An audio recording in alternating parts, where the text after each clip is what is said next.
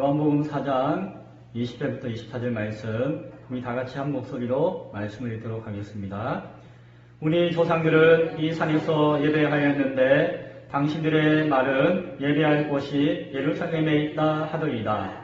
예수께서 이르시되 여자여 내 말을 믿으라.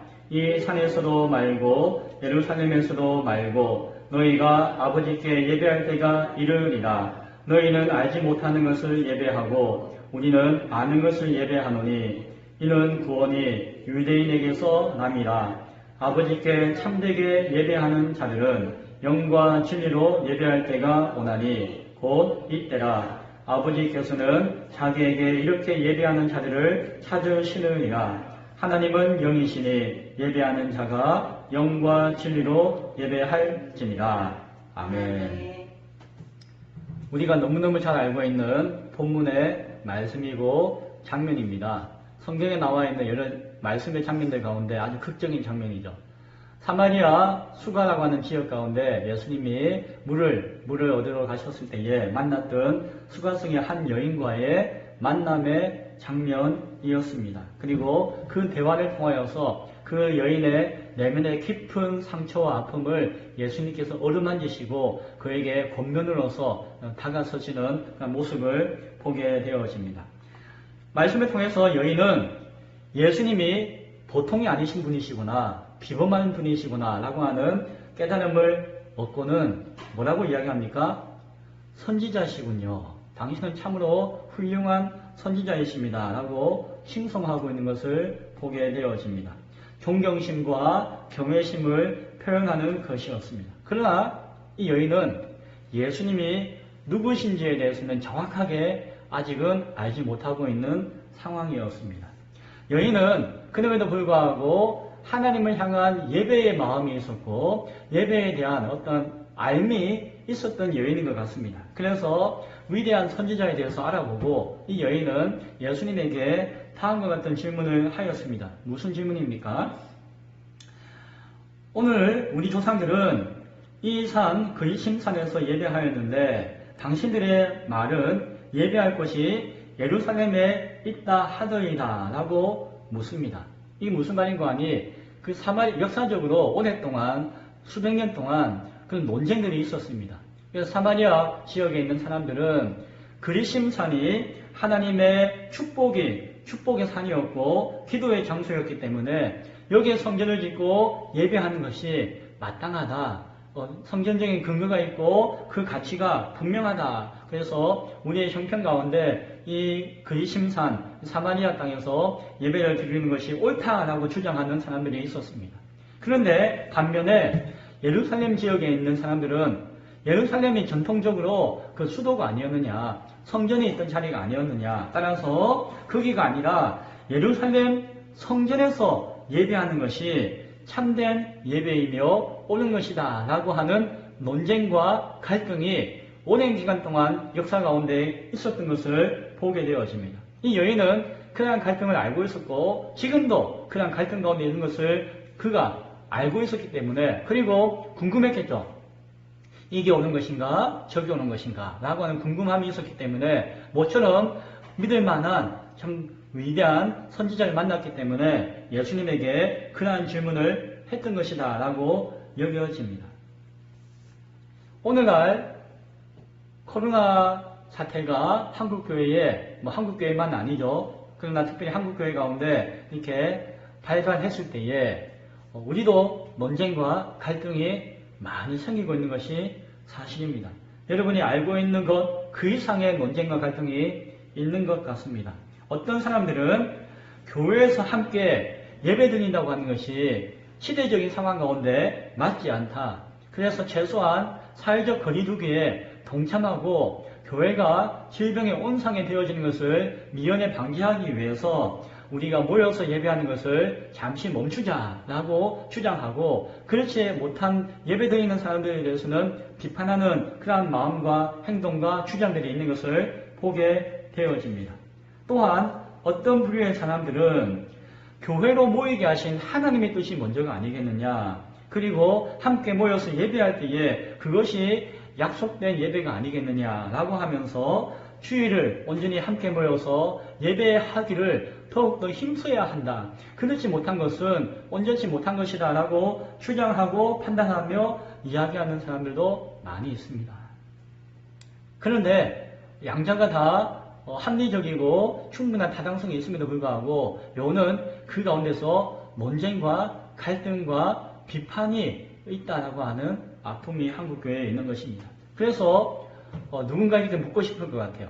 위대한 선지자와 선생님이 있다면은, 예수님이 눈앞에 계시다면은, 예수님 어떻게 해야 돼요? 지금 상황 가운데서 예배를 흩어져서 드려야 돼요? 아니면은 그럼에도 불구하고 함께 모여서 예배 드려야 할까요? 라고 이 여인과 같은 비슷한 질문을 하게 될 것 같기도 해요. 그 답을 드릴 수는 없지만, 그런데 이 여인에 대한 예수님의 답은 무엇이었습니까? 21절에 보니까 여자여 내 말을 믿으라. 이 산에서도 말고 예루살렘에서도 말고 너희가 아버지께 예배할 때가 이르리라 라고 말씀하고 있다라고 하는 것입니다. 예수님의 답은, 이 여인의 질문은 뭡니까? 그리심산입니까? 예루살렘입니까? 나타난 현상이 그것이니까 그 현상 가운데서 질문을 했는데 예수님은 뭐라고 이야기하는 거 아니? 여기도 아니고 저기도 아니고 너희가 하나님을 직접적으로 만나 예배할 때가, 예배할 곳이 있을 것이다 라고 말씀하는 것입니다. 어떤 특별한 장소가 중요한 것이 아니라 하나님을 직접 만나는 때에 하나님을 만나는 것이 중요하다라고 말씀하고 있다라고 하는 것입니다. 교회 예배당이라고 하는 장소에 모이는 것이 중요한 것이 아니라 각 가정이나 처소에서 흩어져서 모이는 것이 중요한 것이 아니라 중요한 것이 무엇이라고요? 하나님을 만나는 것이 중요하다라고 이야기하고 있다는 것입니다. 예수님이 오늘날 우리에게도 앞서와 같은 질문을 한다면은 그렇게 말씀하실 것 같아요. 모이는 것, 흩어지는 것, 어떤 장소에 제한받는 것, 그게 중요한 것이 아니라 너희가 하나님을 온전히 만나는 것이 중요하다라고 말씀하실 것 같아요. 예수님이 하신 말씀의 핵심은 무엇인고 하니 21절에 이어서 22절에서 말씀해 주고 있는데 22절에 보니까 뭐라고 말씀합니까? 너희는 알지 못하는 것을 예배하고 있다. 그러나 우리는 아는 것을 예배하노니 이는 구원이 유대인에게서 남이라. 핵심은 이것입니다. 무엇입니까? 알지 못하는 것을 예배하는 것은 옳지 않다. 온전히 우리와 같이 아는 것을 예배해야 된다. 바꿔 이야기하면 너희가 하나님을 아느냐? 예배의 주체가 누구인지 아느냐? 예배의 대상이 누구이신지 아느냐? 예배의 목적이 무엇인지 아느냐? 너희가 과연 알고 예배 드리느냐? 아니면은 그런 걸 생각하지 않고 모르고 습관에 따라서 그냥 전통에 따라서 그냥 자신의 만족을 위하여서 예배한다라고 하고 있지 않느냐? 그것을 너희가 한번 되새겨보아야 한다라고 말씀하고 있다는 것이. 장소 문제가 중요한 것이 아니라 어떠한 장소이든지 간에 중요한 것은 하나님의 뜻 가운데 하나님을 만나는 예배가 되어지고 있느냐, 하나님을 아는 자의 예배가 되고 있느냐를 말씀하고 있다라고 하는 것입니다. 그래서 23절에서 아버지께 참되게 예배하는 자들은, 참된 예배자들은 영과 진리로 예배할 때가 오나니 곧 언제다? 이때라. 아버지께서는 자기에게 이렇게 예배하는 자들을 찾으시느니라 라고 이야기하고 있습니다.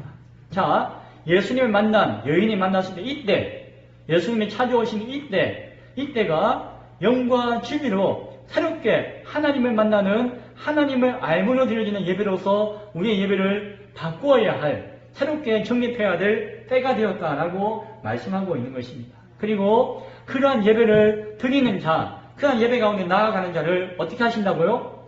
찾으신다라고요. 자, 전지전능하시고 무소부지하신 하나님께서 척하면 척이지 그걸 찾아야 할까요? 아니죠. 그러나 하나님은 찾으신다라고 표현해요. 이것은 무슨 이야기입니까? 쉽게 찾기가 어렵구나. 이 말씀을 우리가 한번 곱씹어 보면은 하나님이 찾으신다는 거예요. 쉽게 발견되지 않는다는 것이, 쉽게 보이지 않는다는 것이, 하나님께서 찾으셔야 할 만큼 이 예배자는 귀하다라고 하는 말씀을 우리에게 주시고 있다는 것입니다. 영과 진리로 예배하는 것이 무엇입니까? 라고 물을 때에 간단하게 이야기하면은 성령 안에서 그리고 진리이신 예수 그리스도 안에서 드려지는 예배이다 라고 이야기할 수 있습니다. 그 예배를 누구에게 드린다고요? 하나님께 드린다는 것이죠. 그래서 영과 진리로 예배하는 참된 예배자의 그 예배의 모습을 좀 더 어려운 용어를 통해서 사용한다면은 삼위일체적인 예배다라고 할 수가 있습니다. 삼위일체적인 예배다. 예배는 여러분이 여태까지 예배 잘 들으셨지만 오늘도 지금 예배 드리고 있지만 예배에 대해서 다시 한 번 더 우리가 한번 생각해 보기 원하는데요. 예배는 하나님의 부르심 앞에 나아가는 것입니다. 그렇죠? 그런데 그 하나님은 인격적인 존재이세요. 하나님은 인격적인 존재이십니다.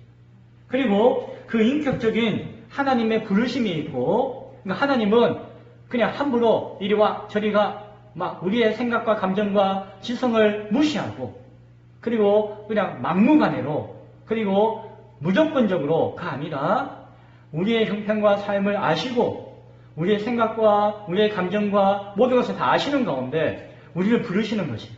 그리고 하나님은 그 우리의 인격과 하나님이 우리에게 주신 그 인격과 같은 그 인격으로서 우리에게 다가오시는 것이. 그리고 그 인격적인 하나님의 부르심 앞에 인격적인 존재인 인간이 그 부르심을 다른 말로 하면은 은혜의 계시, 하나님이 은혜 주시는 그 특별하신 계시라고 할 때에 그 계시를 통한 응답으로서 나타나게 되어지는 것이 무엇이다? 하나님과의 인격적인 만남이며 예배의 자리다라고 할 수가 있는 것입니다.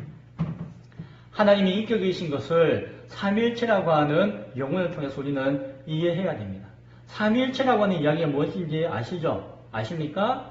성부 하나님과 성자 예수님과 성령 하나님이 각각의 인격을 가지고 계시다는 것입니다. 성부 하나님의 인격, 성자 예수님의 인격, 성령 하나님의 인격이 각각의 인격이 존재한다는 그것을 이제 하나님을 향한 표현을 해서 위격이라고 표현하는데 그 인격이 고유하시고 그 인격을 서로 간에 존중하신다는 것입니다. 그 인격을 무시하는 것이 아니라 삼위의 하나님이 서로의 위격을 존중하며 존재하시고 그럼에도 불구하고 함께 연합하여서 그 인격과 인격이 만나서 연합하여 하나 되어짐으로 함께 힘을 합하여 일을 하고 계신다는 거예요. 그래서 세 인격이 하나로 연합하여서 존재하시고 일하시고 우리에게 나타내신다, 계시하신다라는 입장에서 그 하나님의 모습을 삼위일체의 하나님이다라고 우리는 성경을 통해서 알고 표현하고 있다는 것입니다. 그래서 하나님의 본질이 무엇인가 하니 인격과 인격의 만남이며 인격의 연합인 것을 보게 되어집니다. 그 완전한 인격체이신 하나님이 이제는 누구와 우리와 연합하여서 하나 되어지기를 원하신다는 것입니다. 서로 연합하여서 만나고 서로 사랑하고 이해하는 가운데서 협력하여서 하나님의 뜻을 일을 감당하는 것이 참된 하나님과의 만남이며 예배의 모습이다라고 할 수가 있는 것입니다. 하나님의 형상대로 지음받았다라고 하는 것은 딴 게 아니라 바로 하나님의 인격이신 것처럼 인간에게 하나님의 그 성품과 인격을 허락하여 주셨고 그 인격을 통해서 하나님과 만날 수 있는 가능성을 열어주셨다라고 하는 것이 하나님의 형상이라고 하는 표현 가운데 담겨진 뜻이다라고 하는 것을 보게 됩니다. 이 모든 것은 우리가 예배할 수 있고 예배 자리로 나아갈 수 있는 하나님의 은혜인 줄로 믿으시기 바랍니다. 이 삼위일체 하나님을 온전히 알지 못하면서 우리가 하나님을 예배할 수 있을까요? 어떤 사람은 하나님은 한신이라고 생각하거나 아니면은 삼신이라고 생각하거나 하나님을 온전히 이해하지 못하고 하나님을 예배하고 섬긴다라고 하는 경우가 있습니다. 그것은 알지 못하고 예배하는 것인 것을 바라보아야 합니다. 사도행전 17장 23절에 보면은 아덴에는 예배하는 사람들이 많았는데 심지어는 알지 못하는 신에게도 예배합니다 라고 하는 사람들이 있었다고 해요. 자기는 모르는데 그냥 그것을 향해서 예배하고 기도하면은 자기가 만족스럽고 뭔가 능력을 얻을 수 있고 위로가 되어지기 때문에 그러한 신을 향해서 예배하는 것이 있다라고 이야기합니다. 그것이 무엇이라고요? 우상숭배라고 합니다. 우상숭배. 우리는 예배의 주체를, 대상을 알아야 합니다. 예배의 주체가 누구인고 하니 그 예배를 누가 주관하느냐, 이 예배는 누가 이끌어가느냐를 알아야 된다는 것입니다. 그리고 이 예배는 누구를 위하여, 누구를 향하여 드리는 것인가를 알아야 한다는 것입니다. 누구일까요? 예배의 주체는 하나님이십니다. 그런데 어떤 사람은 이 예배를 사람이 드린다고 생각하는 경우가 있어요. 사람이 설교하고, 사람이 모이고, 사람이 모여서 찬양하고 예배하고, 사람이 모여서 함께 헌금하고, 사람이 모여서 이루어지는 것이 예배라고 생각하고, 사람이 하나님께 드리는 것이 예배라고 생각하는 경우가 있습니다. 이 주체가 뭡니까? 주인공이, 그 이끄는 자가 누군가는. 그래서 사람이 주인이 아니라는 거예요. 우리가 하나님께 예배 드리는 것처럼 보인다 할지라도 이 예배의 주인공은 누구시라고요? 하나님이시라는 것입니다. 하나님이 우리를 예배자로 부르신 것이고 예배의 자리 가운데 앉혀주신 것이고 예배할 수 있는 마음을 풀어넣어 주신 것이고 예배의 간격 가운데 나아가게 하시는 것입니다. 우리가 예배할 수 있는 것은 단순히 얘가 하나님 예배합니다라고 해서 예배 드릴 수 있는 것이 아니라 하나님이 주체가 되어서 우리를 예배자로 이끌어 주셨기 때문에 예배가 되어지는 것이에요. 예배의 주체자는 바로 하나님이십니다. 동시에 예배의 대상도 하나님이십니다. 우리가 인간을 즐겁게 하기 위해서 예배 드리는 것이 아닙니다. 예배 드리면 목사님 예배 안 드리니까 마음이 불안해요. 막 근심과 걱정이 쌓여요. 예배 드리니까 마음이 참 편안하네요. 예배 드리니까 내 문제가 다 해결되는 것 같네요. 그럴 수도 있죠. 그러나 거기에 함정이 있을 수가 있는데 무엇입니까? 사람이 위로받고 사람이 격려받고 사람이 만족하는 예배가 예배의 참된 모습이 아니라고 하는 것입니다. 예배의 대상은 오직 한 분 하나님만이 우리의 영광과 찬양을 받으시는 유일한 대상이라는 것을 우리는 기억해야 한다는 것입니다. 따라서 우리가 이 예배의 주체가 누구이며 예배의 대상이 누구인가에 대해서 분명히 알아야 합니다. 알지 못하고 드리는 예배가 되어지지 않아야 할 줄로 믿습니다. 동시에 우리는 예배의 중심, 핵심을 알아야 합니다. 예배의 핵심은 무엇일까요? 예배의 핵심은 유일하신 중보자이신 예수 그리스도입니다. 세상에 이 여인이 예수님을 만났지 않습니까? 예수님을 만나서 깨달아야 하는 것은 무엇인가 하니 예배의 중심이 이제 내가 만난 예수 그리스도가 예배의 중심이라고 하는 것을 알아야 한다는 것입니다. 예수님이 찾아가셨을 때에 만나 주셨을 때에 부르셨을 때에 그 여인을 예배자 가운데 서게 하시는 은혜가 있는 줄로 믿으시기 바랍니다. 그런데 그때에 예수님은 청하십니다. 네가 만난 예수님을 만난 그때가 21절에서 이야기하는 아버지께 예배할 때다라고 말씀하십니다. 그리고 23절에서 말씀하시는 영과 진리로 예배할 곳 이때다라고 예수님은 말씀해주고 있습니다. 예수님을 만났고 예수님과 함께하는 그때 그 순간이 참된 예배의 핵심을 예배의 중심 가운데 들어가는 때라고 하는 것을 이 여인은 깨달아야 하고 우리는 그것을 놓쳐서는 안 될 것입니다. 하나님의 아들이신 예수 그리스도 안에서 우리는 예배의 가치를 중심을 발견할 수 있어야 합니다. 이것은 우리 기독교의 우리 신앙의 핵심입니다. 유일한 절대적인 구별되어지는 가치입니다. 세상에 하나님을 예배한다고 하는 종교는 많이 있습니다. 구약 성경에서 이야기하고 있는 여호와 하나님을 예배한다고 하는 종교는 많이 있어요. 대표적인 종교가 유대교, 이슬람교도 자기들 딴에서는 하나님을 예배한다고 이야기해요. 그 이름을 알라라고 바꾸기도 하고 자신들 주관대로 바꿔서 이해하고 생각하고 주장하지만 그래도 성경의 하나님을 믿는다라고 생각을 해요. 그 외에 다른 종교들이나 심지어는 여러 유사 종교나 종파에서도 하나님을 경외하는 사상과 신앙을 가지고 있는 것을 보게 되었습니다. 그러나 우리가 신앙하는 이 기독교의 본질적인 핵심은 무엇입니까? 예수 그리스도 안에 있습니다.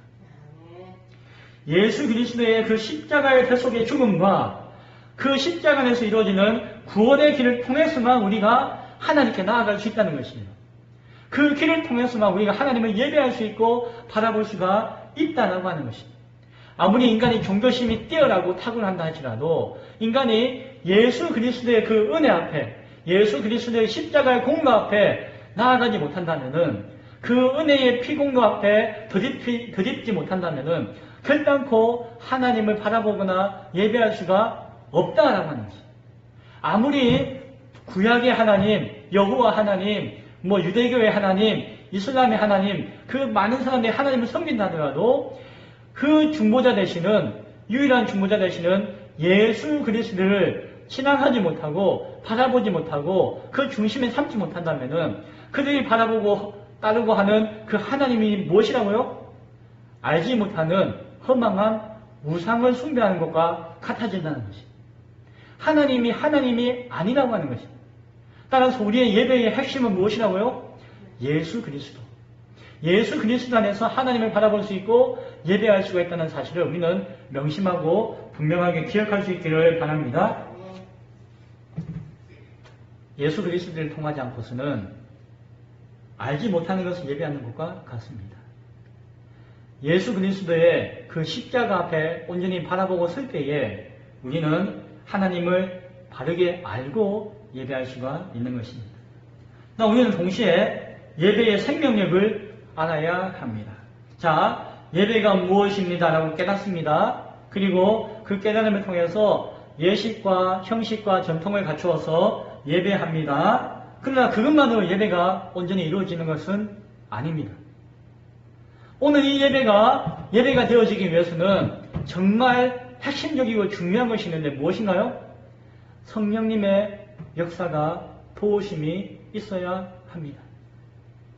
우리가 그리스도를 신앙하고 고백하고 중보자 되시는 예수 그리스도를 통하여서 하나님을 앙망하며 바라보며 나아가 예배하고자 할 때에 그 모든 것들에 대한 깨달음과 감동과 주시는 은혜는 성령을 통해서 우리에게 역사하게 되어지는 것입니다. 그 가운데 생명력이 우리에게 부어집니다.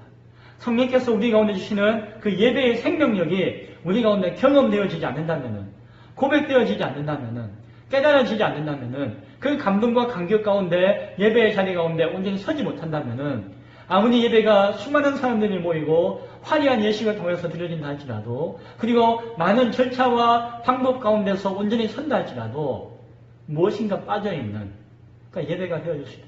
생명력이 없는 예배가 되어질 수가 있다라고 하는 것입니다. 성령, 하나님의 영이신 성령님을 통해서 도우시는 그 생명력 없이 드려지는 예배가 있다면은 그것은 알지 못하는 것을 예배하는 것과 또한 다를 바가 없을 것입니다.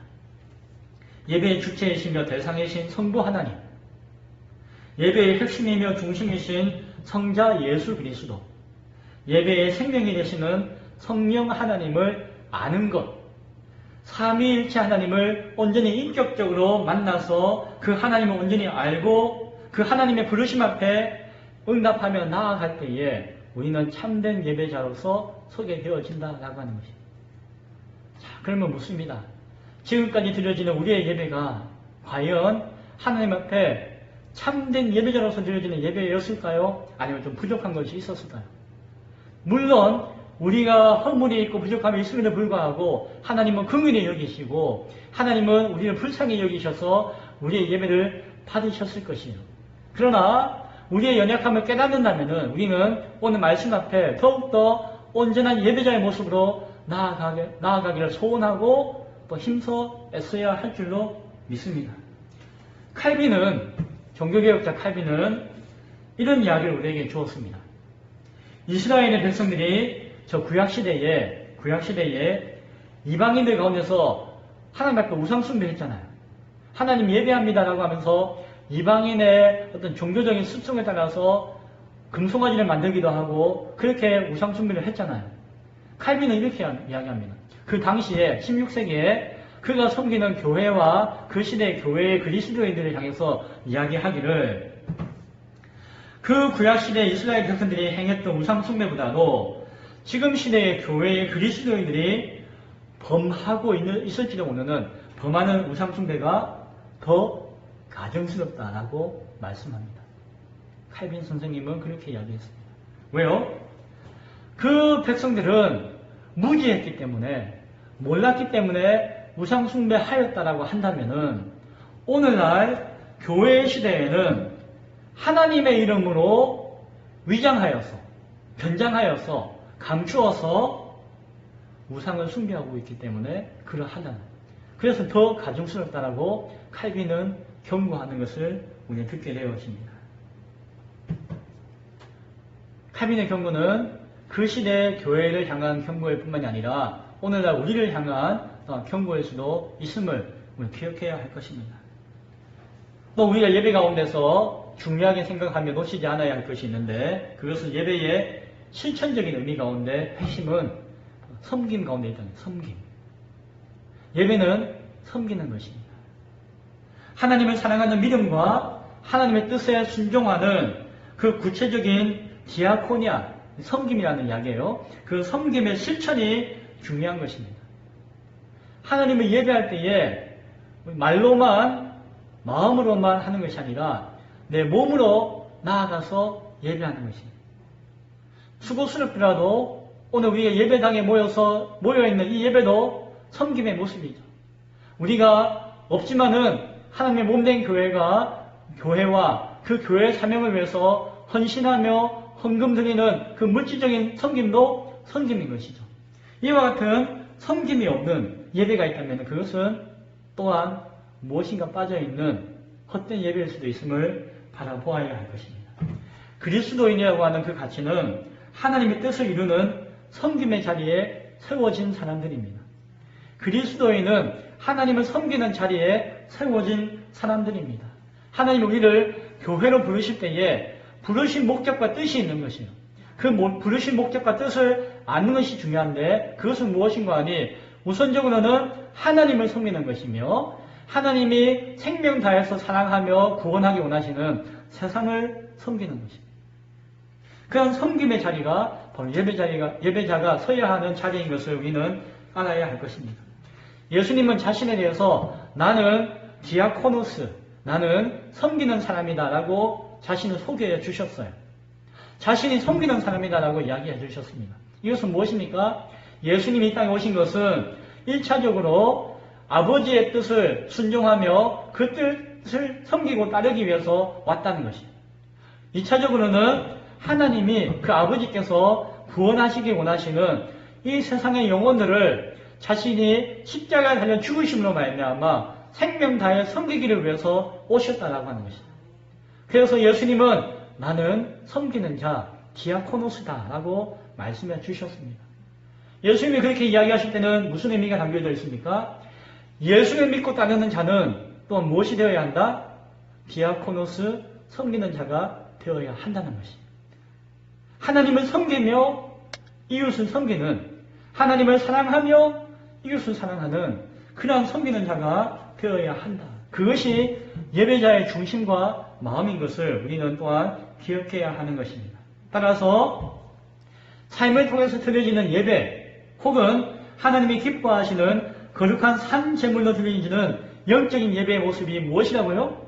우리의 삶 속에서 우리 이웃들을 섬기며 그 가운데서 하나님께 영광 드리는 예배자의 모습이 섬기는 예배, 참된 영적인 예배, 살아있는 참된 예배인 것을 우리는 바라봐야 한다라고 하는 것입니다. 어쩌면 그런 차원에서 오늘날 교회는 바이러스로 고통당하고 질병으로 아파하는 우리의 이웃들을 간과해서는 안 될 것입니다. 교회는 우리 교회가 보호받아야지, 우리 교회가 안전해야지, 우리가 감염되지 않아서 예배 드려야지 라고 하는 생각 가운데 함몰되어서 있어서는 안 될 것이고, 적극적으로 우리의 이웃들을 바라봐야 합니다. 아파해야 합니다. 고통당하고 절규하는 그 이웃들을 우리는 바라볼 수 있어야 합니다. 동시에 그들을 섬길 수 있어야 되는데, 교회가 가지고 있는 물질을 나눌 수 있어야 됩니다. 우리 교회는 물질이 없잖아요. 그러나 있다면은 있는 것 가운데서 나누고자 하는 마음이 있어야 합니다. 교회가 가지고 있는 공간을 나눌 수 있어야 됩니다. 우리는 공간이 작지만은 그래도 공간이 있는 게 참 감사한데 만약에 이 공간이 이웃들과 사회가 필요하는 공간이 되어진다고 한다면은 우리는 내어놓을 수가 있어요. 목사님 청소 관리하기 얼마나 힘든데요. 필요하다면은 우리가 그 뒷바라지도 할 수가 있어야 합니다. 저는 우리 기쁨의 교회가 그렇게 수임받기를 원해요. 이 지역 가운데 활짝 열려서 수임받기를 믿음의 사람이 누구나 와서 기도하는 공간일 것과 동시에 이곳에서 힘을 얻고 필요하다면은 병자들과 아픈 사람들이 여기서 치유하고 회복되어지는 공간으로 수임받을 수 있으면은 기쁨이 되어질 것 같아요. 부족해서 그렇게 수일지는 모르겠지만 또한 교회가 가지고 있는 인력을 나누어 주어야 합니다. 우리 인력이 많지 않습니까? 그러나 필요하다면은 그리고 하나님께서 사람을 그리고 일꾼을 채워주신다면은 우리는 그 일꾼들을 통해서 우리 교회만을 위해서 사용하는 일꾼이 아니라 우리가 섬기는 이 땅과 지역을 위해서 섬기는 봉사하는 일꾼으로서 활용할 수 있습니다. 특별히 오늘날 같이 어렵고 힘든 상황이라면은 정말 저 요양원의 어르신들이 힘들어 한다면은 우리가 몇몇 사람이라도 도울 수가 있다면은 그들을 도우고자 애쓸 수 있어야 되는 것이죠. 물질로서 공간으로서 또 사람의 힘을 통하여서 나누고 섬길 수가 있어야 합니다. 아파야 돼요. 고통을 함께 나눌 수 있어야 됩니다. 공감해야 되죠. 그냥 아무 마음 없이 나누는 것이 아니라 그 마음을 사랑하는 마음과 아픔을 나누고자 하는 마음 가운데 그 나눔이 베풀어야 하는 것이죠. 그런 차원에서 이웃과 사회는 지금 교회가 집단적인 감염의 온상이 되어지 않을까 두려워하는 마음이 있습니다. 그 마음이 있다면 우리는 어떻게 될까요? 존중해야죠. 우리는 안 그런데 라고 하는 마음이 있지만 한편을 이해하고 존중할 필요가 있고 사회적인 거리두기가 합당하지 않게 들어서 인정하고 그게 또한 어느 정도 따라줄 필요가 있는 것은 사실이며 그런 노력을 해야 되는 것도 이웃을 섬긴다고 하는 모습 가운데 예배자의 모습 가운데 있는 것을 바라보게 되어집니다. 그런데 조심하고 유의해야 될 것을 우리가 또한 생각해야 됩니다. 이것을 놓쳐서는 또 안 되는데 무엇인가 하니 우리는 예배의 그 공동체성을 상실할 위험에 주의해야 됩니다. 교회는 몸이다라고 비유하고 있습니다. 예수 그리스도를 머리로 둔 몸이다라고 이야기합니다. 다양한 지체들이 함께 모여서 지체의식을 가지고 공동체적인 유기체적인 공동체성을 가지고 존재하는 것이 교회입니다. 홀로 존재하는 각 개개인이 존재하는 것이 교회가 되어줄 수 없다라고 하는 것입니다. 그럼에도 불구하고 우리가 이전에 드리지만은 중간중간에 많은 사람들은 멍하게 있거나 나는 그냥 목사님이 설교하십시오. 은혜 받는 사람은 예배에 참석하십시오. 저는 중간 뒤에 앉아서 구경꾼이 되랍니다. 혹은 그냥 수동적으로 그냥 이렇게 하라고 하면 이렇게 하고 저렇게 하라고 하면 저렇게 하는 수동적인 입장에서 예배자가 되어지거나 방관자적인 입장에서 예배자가 되어졌던 모습이 있었을 것이에요. 그런 분이 또한 교회 가운데 있습니다. 어떻게 된 것인가요? 잘못된 것이고 그것들이 해결해야 되는 것이겠죠. 그런데 오늘날 그러한 수동적인 예배자, 방관자적인 예배자가 오히려 종교심을 통해서 자기 위로받기를 원하는 모습으로 변질되어지거나 함정에 빠짐을 통해서 우상숭배로 나아간다는 것이죠. 교회에 나와서 앉아있는데 거기서 하나님을 예배하는 것이 아니라 무엇이라고요? 자기 만족을 위한 또 하나의 우상숭배와 같은 모습으로 나아갈 수 있다는 것이죠. 그래서 저는 한편으로 이렇게 생각합니다. 오늘날 공권력을 통하여서 사회적인 압력을 통하여서 이웃의 염려와 걱정을 통해서 배려하고 섬기는 차원이 아니라 사회적인 압력이나 공권력을 통하여서 예배를 단절하게 하거나 예배를 변형시키고자 하는 모습에 대해서 우리는 조심스럽고 주의해야 되는 모습이 있다라고 하는 것입니다. 왜 그렇습니까? 왜냐하면 그 모습 가운데서 우리가 예배의 수동적인 존재이거나 방관자가 되어질 수가 있기 때문입니다.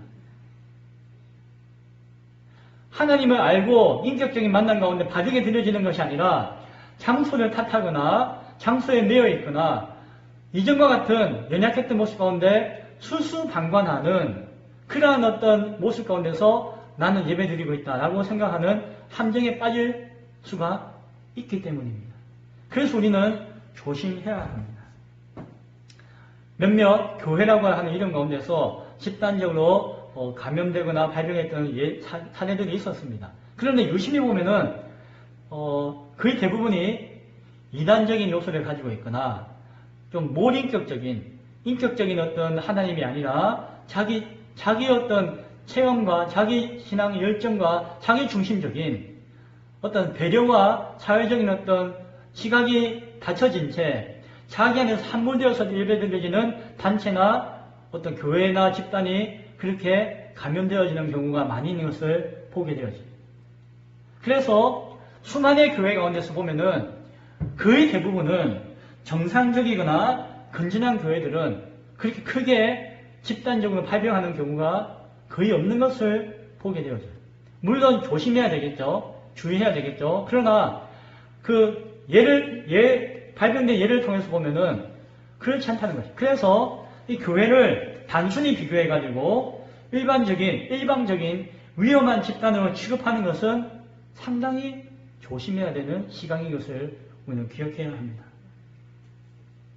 또 안타까운 것은 그러한 어떤 압력과 강권적인 공고가 있기 이전에 교회는 너무 쉽게 예배의 문을 닫았다는 것이죠.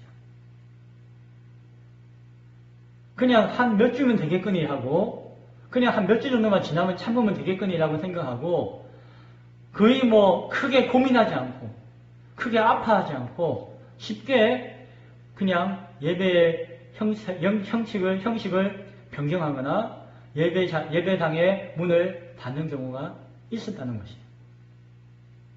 적극적인 선지적인 방어 자세라고 칭찬하는 목소리도 있겠지만 그러나 이 예배가 주체와 대상이 우리가 아니라 하나님이라고 한다면은 그리고 그 예배를 통한 영적인 생명력과 그 존재의 의미에 대한 깊은 통찰과 인식을 가지고 있었다면은 쉽게 그렇게 하지 않고 깊이 생각하고 연구하고 아파하며 고민하는 가운데 그것을 어떻게 대처할 것인가에 대해서 신중하게 생각했을 것이에요.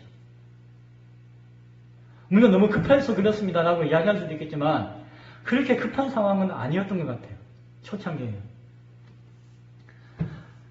그렇게 한 발 뒤로 물러섰는데 그 결과 안타깝게도 그 교회의 가치와 존재 의미 우리가 드려지는 이 예배의 존엄함 그것에 대한 인식을 이웃과 사회 가운데 공유하고 그들에게 그 인식을 함께 나누어서 공감하기 이전에 우리는 쉽게 그 가치를 소홀하게 여긴 면이 없지 않아 있다는 겁니다.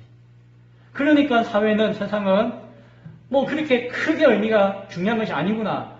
생명만큼 중요한 것은 아니겠구나. 우리의 생명이 더 중요하지 라고 여기면서 예배를 바꾸기를 이렇게 권고하고 있는 것이죠. 물론 완전히 강권적으로 되어지는 것은 아니지만 그 정도가 어떻게 되어질지는 알지 못하는 것 같습니다.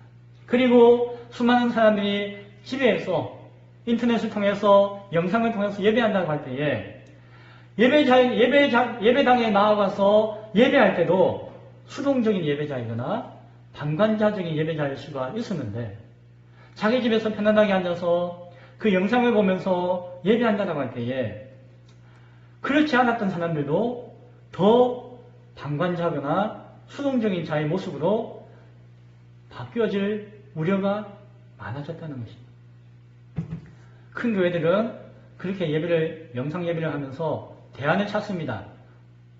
예배드리는 인증사진을 찍어서 보내주세요 라고 해서 올리기도 합니다. 그러나 제가 한번 보니까 그렇게 올리고 참여하는 사람은 별로 많지 않아요. 몇몇 분들은 이렇게 순종해서 하지만 대부분은 그렇게 하고 있지 않아요. 그리고 느슨하게